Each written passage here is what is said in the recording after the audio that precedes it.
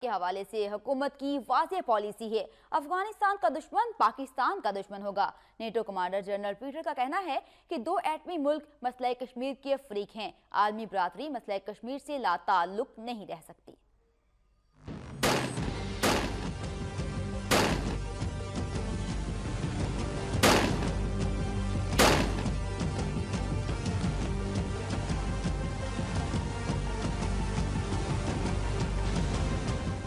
وزیر اعظم ہاؤس میں نواز شریف سے نیٹو ملٹری کمیٹی کے چیئرمین جنرل پیٹر نے ملاقات کی، جس میں خطے کی سیکیورٹی صورتحال اور دو طرفہ امور پر تبادلہ خیال کیا گیا۔ وزیر اعظم نواز شریف نے نیٹو کمانڈر کے سامنے ایک بار پھر مسئلہ کشمیر اٹھایا۔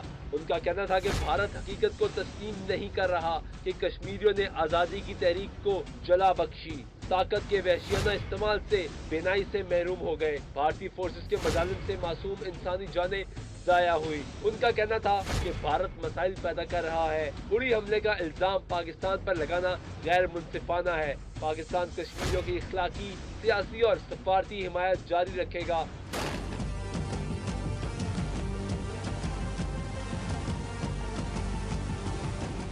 وزیر اعظم کا کہنا تھا کہ پاکستان تمام ہمسایوں کے ساتھ پرامن تعلقات کا خواہاں ہے۔ افغان مصالحتی عمل افغانستان میں امن و استحکام کے لیے ضروری ہے۔ افغان حکومت کی درخواست پر تعمیر نو کے عمل میں تعاون کر رہے ہیں۔ پاکستان کی سول اور فوجی قیادت افغان قیادت سے رابطے میں ہے۔ افغانستان میں امن و استحکام کے لیے گزشتہ روز پاکستان نے $50 کروڑ امداد کا اعلان کیا۔